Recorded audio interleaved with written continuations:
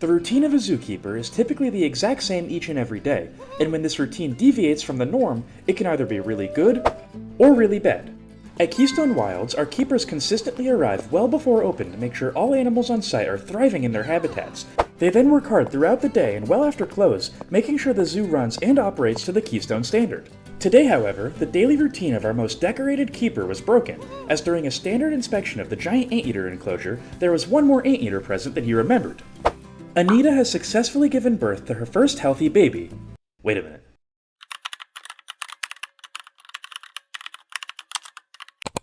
Oh. Anita has successfully given birth to her first healthy giant anteater pup. Since Keystone Wilds has yet to open our doors to the public and guests won't be a factor, the pup will be able to remain in the habitat with his mother, hopefully to eliminate all potential stressors. The first few weeks of any baby animal's life are absolutely critical for development, as this is the crucial time to learn how to actually function and survive. Thankfully, this becomes a whole lot easier in a controlled environment like Keystone Wilds. When born, typically all offspring can do is walk around with the instinct to follow. It's up to the parents of most species of mammals to pass on the knowledge on how to actually survive and thrive. Luckily, giant anteater mothers tolerate their pups until they're ready for their typically solitary lifestyle, and first-time mother Anita will of course be getting the full attention and resources of the entire Keystone brand and support. For now though, all we can do is watch from a safe distance. The pup has been screened and cleared by our veterinary team, and all that's left for him to do now is simply learn how to function as a giant anteater. If you have any name suggestions for the giant anteater pup, leave them in the comments below. Be sure to upvote other ideas you like too if you can't think of any on your own. Community engagement truly is the backbone of Keystone Wilds, so please never hesitate to get involved and participate. Unfortunately, with the arrival of Keystone Wilds' first captive birth, it also means it's about time for our first departure. Bear, our male giant anteater, has successfully completed his mission at Keystone Wilds. Male giant anteaters usually don't play any sort of role in raising their pups, and subsequently, Bear will now return to Keystone Park. But to be honest, as a solitary species, he probably won't mind. The staff at Keystone Park are certainly excited to have Bear return to the roster, as the South American section simply wasn't the same without him. We'll be sure to keep you informed on his transition, but are confident it's going to go smoothly. In Bear's absence, Keystone Park has continued to thrive, with guest hype building for Keystone Wilds day in and day out through both our merchandise now being sold at Keystone Park, as well as the online habitat cameras. Guests all across the country are eagerly awaiting for the grand opening of Keystone Wilds, which should happen in the coming weeks, and we certainly have a lot planned for that very special day, so you're definitely going to want to stick around and be there. In case you missed the last episode, we built Otter Grotto, our newest expansion to the zoo. We also started construction on the Oasis, Keystone Wilds' very first and so far only restaurant. Otter Grotto is home to 3 beautiful Asian small-clawed otters, all of whom happen to be female. Meet Luna, Ellie, and Shelly. Who knew anteaters would have such a wide influence on this zoo? All 3 of the otters have adjusted quickly into their new home and seem eager for guests to arrive. Otters of any kind are exceptionally intelligent animals and need a wide variety of enrichment items in their habitat. Otter Grotto actually went over budget to make sure that the otter trio would be thoroughly entertained. We're especially proud of their brand new bubble machine, and they seem to love it too. We're currently in the process of trying to locate a male otter to join the family, but seeing as that this project has been so expensive already, this will likely have to wait for the time being. The otters will likely prove to be excellent candidates for a successful breeding program in the future, especially since our previous programs at both Keystone Park and Keystone Wilds have proven successful thanks to our expert medical staff. We've mentioned it a few times before, but in case you were unaware, Keystone Wilds has live streaming cameras located in every single habitat, so you too can observe our animals for a small price before the zoo opens our doors to the public. This system has been an overwhelming success, and for the most part, along with online sales from the Keystone Wilds gift shop, we're nearly at the point from being completely financially independent from Keystone Park. The habitat streams also allow for some guest feedback, which is extremely valuable in the zoo business, and one common complaint that Keystone Wilds has been receiving is that the zoo has far too many carnivores and not enough herbivores. This is a completely valid complaint, and something that's going to be addressed very quickly, as construction on a brand new herbivore habitat has officially begun. This habitat is also going to share space with a brand new, even larger gift shop, as if the sales of our merchandise prior to the zoo opening are any indication, we're going to need a much bigger inventory. Feel free to check out the online gift shop yourself after the video. The shop updates with each and every upload, and a large percentage of profits go directly to wildlife conservation. Whether you need a comfortable shirt, a stylish hat, or some stickers for your laptop or water bottle, I promise the quality will impress you. Building a large gift shop next to a brand new habitat could get pretty expensive, so we're going to have to think outside the box on how to pull this off in a cost-effective manner. Luckily, I think I have just the right idea, and just the right species to fit the role.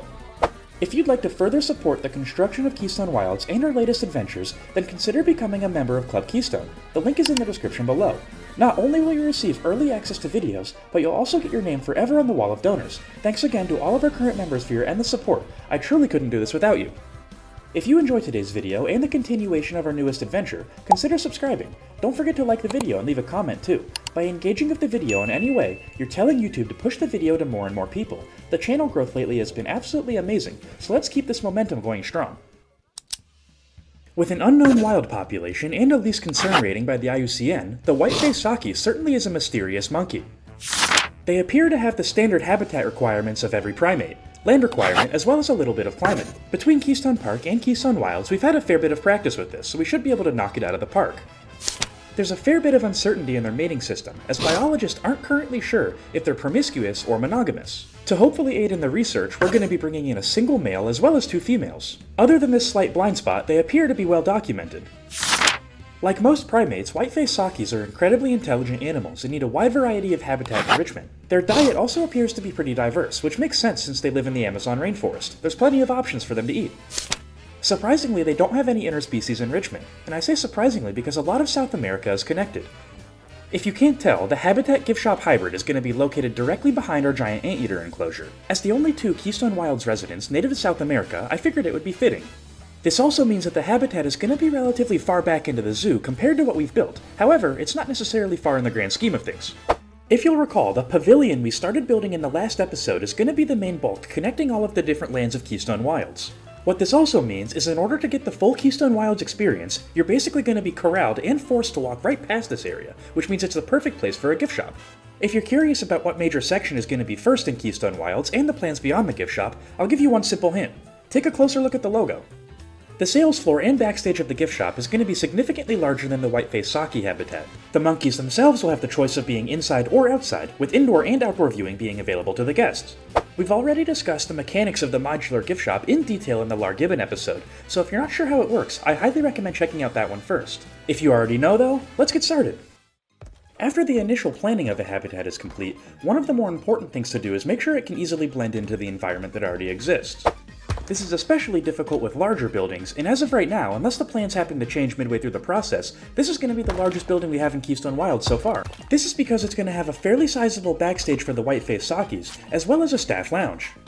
It's looking good so far, but we really need to integrate the backstage to get a true opinion. Personally, I really like to use these metal plank walls for any backstage or any area that guests aren't necessarily supposed to see. It looks really industrial. The ultimate goal of any backstage is to be able to help run the zoo from behind the scenes, and naturally in doing this, they're going to get a bit dirty and a bit grimy, so it's perfectly okay to build them with these details in mind. There's an absolutely massive difference in detailing an area that's primarily used by staff versus an area that's primarily used by guests. What makes this build particularly interesting is that, as you can see, we have a backstage for the staff, as well as a gift shop for the guest in the exact same building, so we're going to have to hide the backstage well because you don't want the guest to see this. Another issue that the zoo is currently having is that a lot of our buildings look the same, and this is perfectly fine 9 times out of 10 because you want the zoo to have a consistent style. However, this building is really close to the Oasis restaurant, and we can't have them looking the exact same while being a pretty similar size. To fix this, we're going to be giving the gift shop a really nice signature red roof made of these nice tiles. Another issue that I'm beginning to have with Keystone Wilds is that a lot of the buildings look the same, as in they're just squares and rectangles. Well, we can change that here. By utilizing the chisel feature on the terrain editor, we can start to map out the habitat on the outside. I want to completely avoid using any more squares and rectangles on the outside portion of the build, so we're going to be going for a circular habitat. The main gimmick out here is that it's going to be entirely covered by a large tree native to South America. However, we're going to have to find a creative way to stop the white-faced Sakis from climbing up it. That's a later problem though. For now we need to figure out how to actually make a circle. We're going to end up making 2 circles, and the climbing structure is going to be significantly easier, as all it is just 4 simple pieces of climbable material. Utilizing the advanced movement menu and some really basic geometry, this was easy. An even easier way to make a basic circle though is simply by utilizing the grid. Some of the construction pieces have rounded variants. We obviously don't want the white-faced Sakis to be able to jump out, so we're going to be adding railings to the edge of the habitat. However, for now, to stop them from jumping, we need to move the tree to the dead center of the habitat. The breeze block that we've already used is going to work perfectly as a foundation, but we can mix in these temple block pieces to make it that much more detailed. One of the more tedious steps is working at the path, and by far the easiest way to make it go right up to the habitat without anything else in between is going to be to merge it into the actual habitat itself. If you're paying attention though, you'll realize that we're trying to merge a square into a circle, which isn't the easiest thing ever, so we're going to have to keep splitting the group and rotating the squares 15 degrees each time. Thankfully, the habitat was integrated pretty seamlessly. However, it needs a fence to not only stop the monkeys from getting out, but the guests from getting in. To start, all you have to do is place two pieces of the mesh exactly 180 degrees across each other. That basically means on the opposite side of the circle. From here, you're going to want to grab both of the pieces and go into the Advanced Move and Duplicate menu. After this, rotate them 90 degrees. This is going to leave you with 4 pieces of mesh evenly spaced out.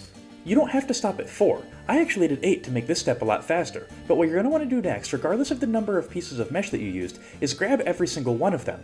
Advanced Duplicate them again until the entire circle is complete. If you haven't tried this before, I highly recommend it. It's definitely not the easiest thing that you can do, especially for beginners, but it looks really nice, and it isn't too bad. The rough shaping of the habitat turned out absolutely perfect, and I'm really proud of how the mesh looks as well, but the habitat so far is criminally under-detailed, so let's change that. Starting off, we're going to be fixing one of my biggest building pet peeves in the entire game, and that happens to be when people leave mesh freestanding without any supports. In real life, typically mesh is pretty flimsy and not very strong at all, meaning that it's going to need some supports in between them to actually be able to hold it up. Now that the exterior portion of the habitat can actually hold in the Sakis and not let them jump out, we need to figure out how to get them from the inside to the outside. The easiest way to do this is going to be building up a small tunnel out of the exact same color of plaster as we used before. Usually this is the point in the build process where I like to give whatever I'm working on some character. Right now I'm trying to model this after a small hut, using some wood beams for support. Aside from the tree itself, the defining feature of this habitat is going to be the rope bridge that connects the inside with the outside, so we're going to have to do this right. To connect the rope to the tree without actually tying it, I decided to use these brace pieces, and they're made of metal, so it doesn't really make sense that the rope is going clean through it.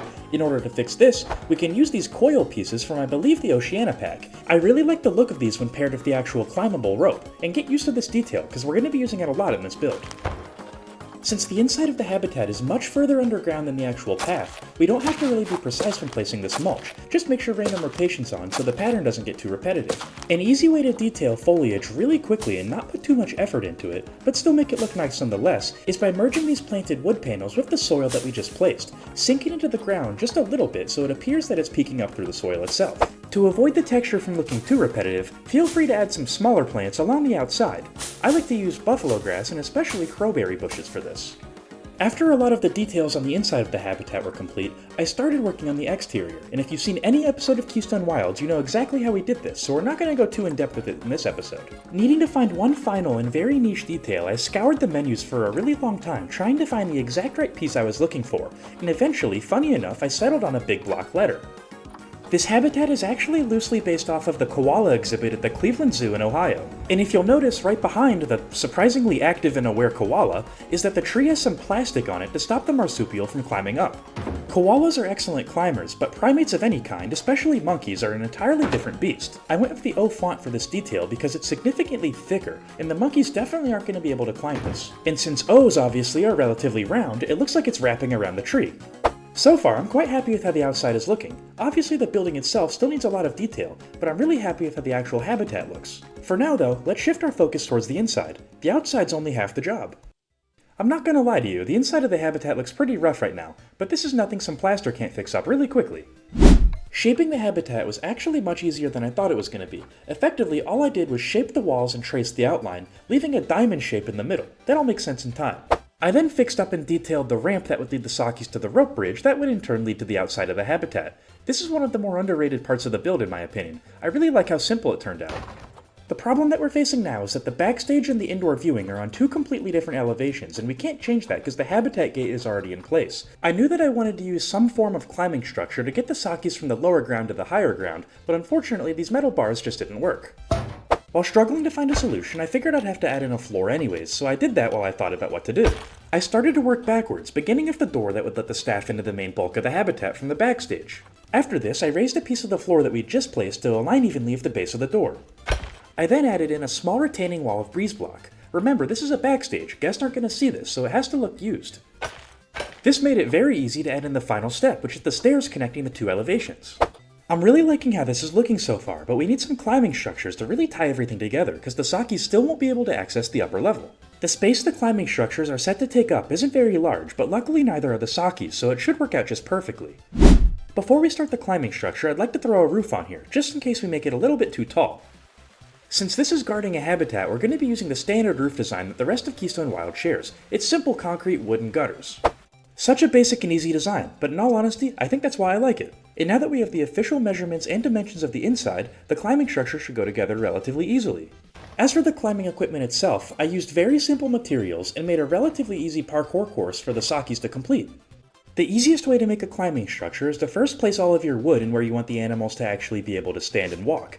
After all of the main structures are in place, simply connect them with some rope or other climbable material. Now that the inside and outside are definitely progressing, we should probably check in on the gift shop. If you think that the gift shop looks really dull and mundane so far, you'd be absolutely correct. Much better, and now we can detail the inside. But how did we do this so quickly? Quite simply, we used one of the most basic and easy details in the entire game, but also one of the most effective: trims. Trims are so mind-numbingly easy to implement, a lot of people will overlook them, but they look quite good. All you have to do is effectively outline whatever you built with a different material. Admittedly, I did want to get a bit fancy with it and add in a custom pattern, and I really like how it turned out.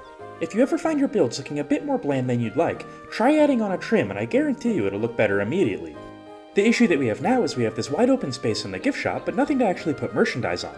Let's add some shelves. I ended up going with a relatively muted color scheme for the shelves that are going to hold the merchandise. That's because the shelves themselves are the last thing I want guests to focus on in the gift shop. Since this building really doesn't have an official front door, I thought it would be somewhat interesting if some of the shelves could actually bleed out onto the main path. We used this exact same trick in the previous gift shop build, and what's interesting is that they're actually still functional, as the modular gift shop tiles actually exist underneath the limestone. Every single building and every single habitat in Keystone Wilds, as well as Keystone Park, needs something that makes it stand out from the rest of the crowd. There's a lot of stiff competition. In this gift shop's case, I'm going to build a giant faux tree in the dead center and actually place some mulch around it.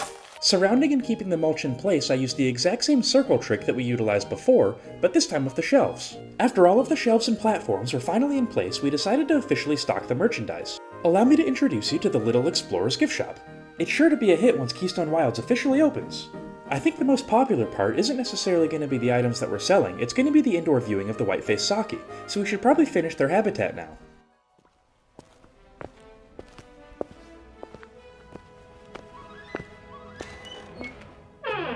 I think finalizing the backstage is going to prove to be very effective, as it's still lacking a lot of detail and polish. Let's start here. The first step, and arguably most important, is building the climbing frame that's going to allow the white-faced Saki trio to get from the first level to the second. Since this room is pretty limited in the space it takes up, I want to build pretty much everything in here out of climbable materials so the Sakis always have places to go. Another backstage trick I commonly employ is using a lot of habitat bedding and habitat leaves to make the concrete a little bit more appealing for the animals.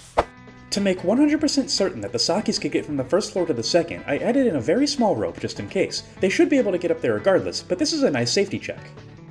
Animal safety's only half the game. We have to look out for our keepers as well, and whenever there's a ledge in a habitat, I always like to make some sort of railing. A simple design with mesh and wood is going to be more than serviceable. Remember, this is in the backstage, and the guests are never going to see this. Originally, I wanted to have a bunch of ropes hanging down from the ceiling off of these supports, but it wouldn't work at the traversable area of the monkeys or the staff, so I had to scrap the idea. However, I still really liked how the wood looked on the roof, mainly from a design and structure perspective, so I kept it. They also turned out to be the perfect place to hang some lights from, making the habitat a whole lot brighter. If I had to choose my absolute personal favorite detail in the entire game to add to any building, it's gotta be plaster plus recolored moss decals of the exact same hue. Decals of any kind are pretty much mandatory whenever building in a realistic style. They make your buildings feel a little bit more used and lived in, which is realistic. It's almost a shame that the guests are never going to see this, because I really like the end product, but now let's work on something that they will see. I really like the direction the interior portion's going so far. I think it just needs a few more climbing structures and connection points. I started off by adding a much thicker connection point right in the center of the habitat, making it look like it's holding the entire ceiling up. I then connected a 4-meter long rope to it so the Sakis could get to and from. After finalizing the main middle support, I threw a few smaller climbing frames around the perimeter of the habitat just so the Sakis have plenty of different variety. The white-faced Sakis are going to have a lot of different cardboard boxes to play with back here. Not only are they effective enrichment items that they can interact with, but I thought it was funny that this could almost appear as the backstage of the gift shop that the Sakis have infiltrated. This turned out exactly how I wanted it to, and if it looks a bit plain to you, just remember that this is only the indoor viewing. The Sakis are likely going to be on the outside portion of their habitat a majority of the time. Sometimes purposely toning down half of a habitat can really make the other half thrive, even if it itself isn't the most interesting habitat in the zoo. Sometimes the smallest and most simple habitats truly are the best.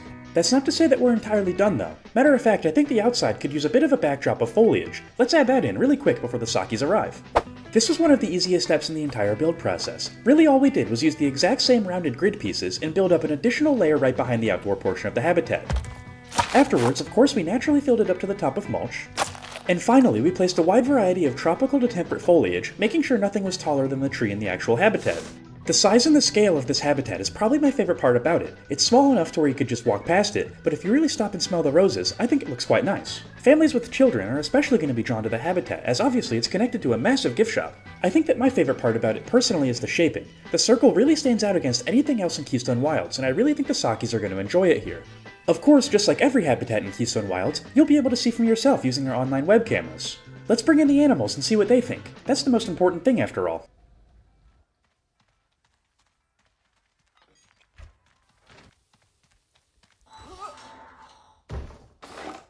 Upon arriving to the habitat, the white-faced Sakis were a bit hesitant to explore their climbing equipment. Eventually, one of the females decided to be brave and check it out, and if you're wondering why she doesn't have a white face, that's because that's a trait exclusive to the males of the species. With the arrival of the much more marketable male, we're now awarded with the white-faced Saki sticker. If you'd like one yourself, feel free to check the link in the description. The newly acquainted group seemed to gain a lot more confidence once the trio was finally all united. Upon initially observing the white-faced Sakis, the first thing that became rather evident is that they're extremely curious about the outside world around them. They'll interact with and manipulate absolutely everything in their habitat that they can get their hands on, which proves that they're very intelligent animals, even if they haven't mastered gravity. One thing about the monkey trio admittedly did puzzle our staff, and that's that they never went to the outside portion of their habitat, despite being allowed to. This could be for a variety of reasons, and honestly only time will tell. We'll have to keep a close eye on them to see if this behavior continues. Thankfully, the enclosure was constructed with this possibility in mind, and the white-faced Saki have plenty of things to entertain them on the inside. They seem especially enthralled by these boxes. One man's trash truly is another man's treasure.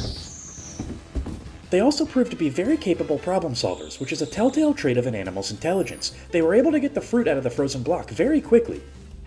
Unfortunately, I do think that's where we're going to have to call an end for today's episode. I really hope you guys enjoyed the habitat just as much as the Sakis do, at least the inside portion. Our staff certainly will have that fixed out by the time the next video airs, so don't worry. Until then, I'll catch you in the next one. Kingpin out. See you real soon.